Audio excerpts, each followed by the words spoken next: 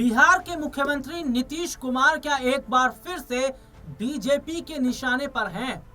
क्या एक बार फिर से बिहार के अंदर एनडीए में सियासी खींचतान देखने को मिल रही है? क्या फिर से मुख्यमंत्री नीतीश कुमार के खिलाफ मोर्चा खोल दिया गया है? दरअसल मैं अपने दर्शकों को यहां पर बताऊं कि शराबबंदी को लेकर बीजेपी के विधायक का एक बड़ा बयान सामने आया। बीजेपी की विधायक ने जो बयान दिया, उनके बयान की हर तरफ चर्चा हो रही है। क्या है वो बयान, वो मैं अपने दर्शकों को जरूर बताऊंगा, लेकिन उससे पहले ये समझ लीजिए कि क्या बिहार के अंदर शराबबंदी है? क्या वाकई ऐसा है कि बिहार में शराब नहीं मिलती है? क्या वाकई ऐसा है कि बिहार के जो मुख्यमंत्री नीतीश कुमार ने फैसला लिया, उनके फैसले को फॉलो किया जा रहा है? दरअसल एक चीज जिसे समझिएगा, बहुत ध्यान से समझिएगा, कि बिहार के मुख्यमंत्री नीतीश कुमार ने शराबबंदी का फैसला लिया तो लिया है, लेकिन बिहार के अंदर बहुत सी ऐसी जगह हैं जहां शराब मिलती है। शादी समारोह में शराब की बोतलें खुलती हैं, पार्टी में जो है वो शराब की बोतलें खोली जाती हैं। और इसी पर सवाल खड़ा हो गया है कि या तो पूरी तरीके से शादी समारोह है या कोई भी आयोजन है, मिलना ही नहीं चाहिए, पूरी तरीके से बैन, या तो पूरी तरीके से चालू कर दो। बीजेपी के विधायक का ये जो बयान है वो चर्चाओं में बन गया। दरअसल अपने दर्शकों को मैं बता दूं कि जो शराबबंदी बिहार के मुख्यमंत्री नीतीश कुमार ने जो की है ना, उनके इस फैसले से बिहार की महिलाएं सबसे ज्यादा खुश हैं, और बिहार की महिलाओं का सबसे ज्यादा वोट अगर किसी को मिलता है तो नीतीश कुमार को मिलता है। ये बात नीतीश कुमार बखूबी समझते हैं, क्योंकि बिहार की महिलाओं को नीतीश कुमार का ये फैसला सबसे ज्यादा दुरुस्त और बढ़िया फैसला लगा है। लेकिन अभी भी पूरी तरीके से बिहार में शराबबंदी नहीं है, जैसा कि मैं बता रहा था।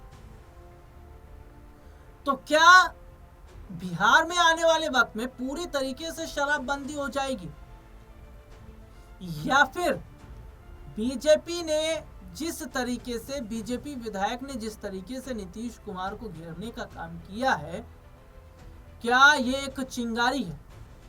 दरअसल इन दिनों एनडीए के अंदर अगर मैं बात करूं तो स्थितियां ठीक नजर नहीं आ रही हैं। जो सियासी हालात है ना, वो खराब नजर आ रहे हैं, क्योंकि बिहार में जो राज्यसभा सीट के लिए जो चुनाव होना है, उस चुनाव से पहले जीतन राम मांझी जो है, उन्होंने खेल बिगाड़ दिया है।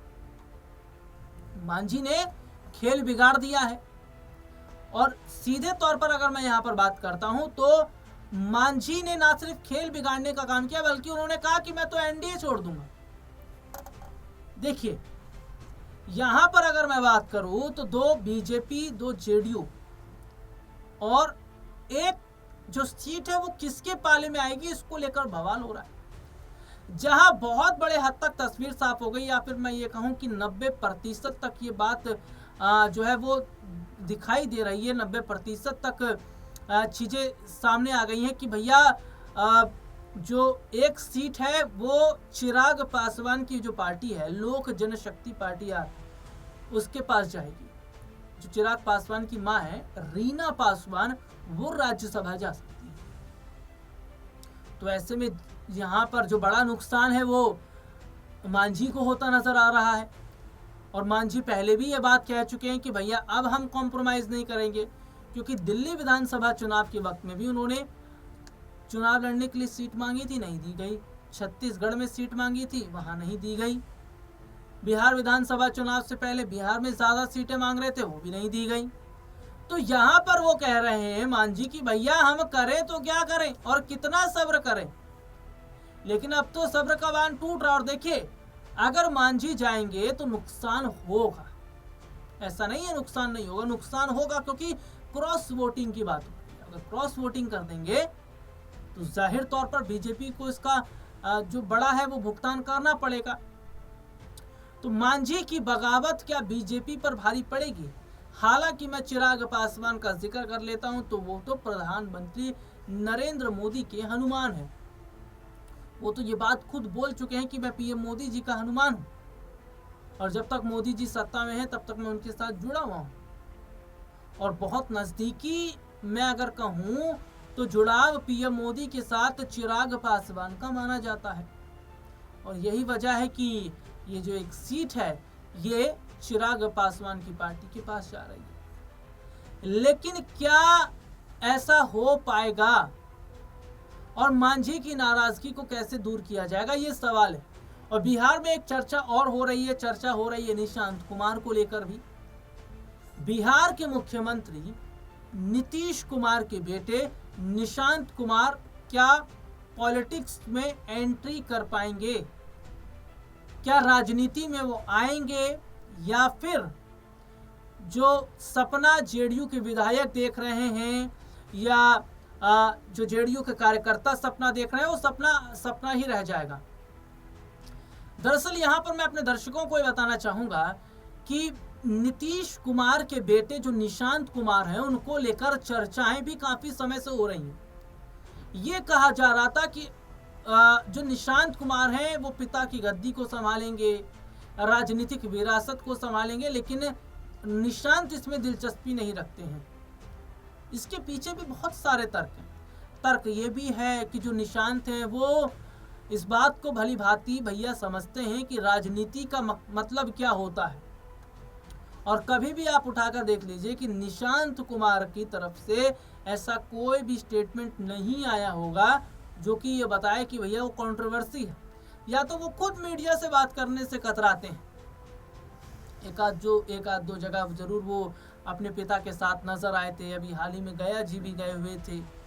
तो देखिए सबसे बड़ी बात क्या है ना, जो निशांत कुमार हैं उनको लेकर ये बात क्यों कही जा रही है। देखिए निशांत पढ़े लिखे हैं, इंजीनियरिंग के छात्र हैं, सिंपल स्वभाव है उनका, बोलचाल उनकी ठीक है, चीजों को समझ तोल मोल के बोलते हैं, कभी कंट्रोवर्शियल स्टेटमेंट उन्होंने नहीं दिया है। तो यही सारी वजह है कि कहा जा रहा है कि भैया युवाओं की अगर बात हो रही है तो निशांत कुमार को मौका दिया जाना चाहिए। और देखिए सबसे बड़ी बात क्या है, यहाँ पर जो स्थिति इस वक्त बनी है ना, वो ये बताती है कि क्या जो निशांत हैं वो जगह ले पाएंगे। निशांत खुद इंटरेस्टेड है राजनीति में आने को लेकर, हालांकि बहुत बड़े हद तक जो तस्वीर साफ है वो ये है कि निशांत राजनीति में नहीं आना चाहते, क्योंकि आना होता तो अब तक आ जाते। हालांकि अभी हाल ही में कुछ खबरें चल रही थी कि होली के बाद कुछ ऐसा होगा कि निशांत पार्टी में आएंगे या पार्टी को संभालेंगे। ये बात तो बहुत पहले से भी चल रही है, बिहार के चुनाव से पहले ये बात चल रही है।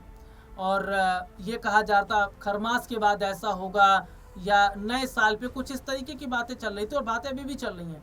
लेकिन निशांत कुमार की तरफ से भैया कोई ऑफिशियल स्टेटमेंट नहीं आया, निशांत कुमार की तरफ से कोई ऐसा बयान सामने नहीं आया जिससे ये नजर आए, जिससे ये पता लगे कि भैया ऐसा कुछ है।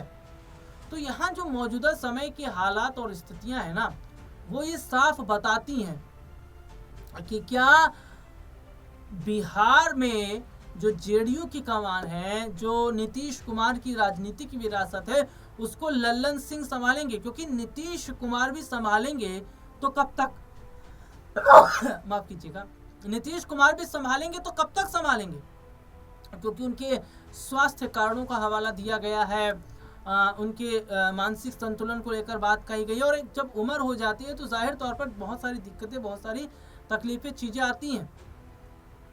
हालांकि देखिए ये नहीं कहा जा सकता कि निशांत नहीं संभालेंगे, हो सकता है आने वाले समय में वो संभाल लें, जब तक नीतीश संभाल रहे तब तक संभालें। तो कुल मिलाकर बिहार के अंदर ये सब सियासी जो उठा पटक है वो नजर आ रही है। और देखिए नीतीश कुमार को मुख्यमंत्री इसलिए बनाया गया क्योंकि बीजेपी के पास कोई ऑप्शन नहीं है, और बीजेपी उस ऑप्शन को कैसे तलाश रही है, सम्राट चौधरी के जरिए। लॉ एंड ऑर्डर पूरा उनके हाथ में दे दिया गया है, लेकिन नजर बिहार के अंदर वो नजर आ नहीं रहा है। जो लॉ एंड ऑर्डर होना चाहिए, जो चीजें होनी चाहिए बिहार के अंदर, वो चीजें नजर आ नहीं रही है अभी। तो क्या आने वाले वक्त में नीतीश कुमार का जो ऑप्शन है वो जो सम्राट चौधरी वो बन पाएंगे, ये सवाल है। और सवाल ये है कि क्या कभी राजनीति में शिरकत करेंगे निशांत, या फिर जैसा जीवन उनका चल रहा है सेम उसी तरीके से वो चलते नजर आएंगे। इस प्रोग्राम में इतना ही, फिर आपसे मुलाकात।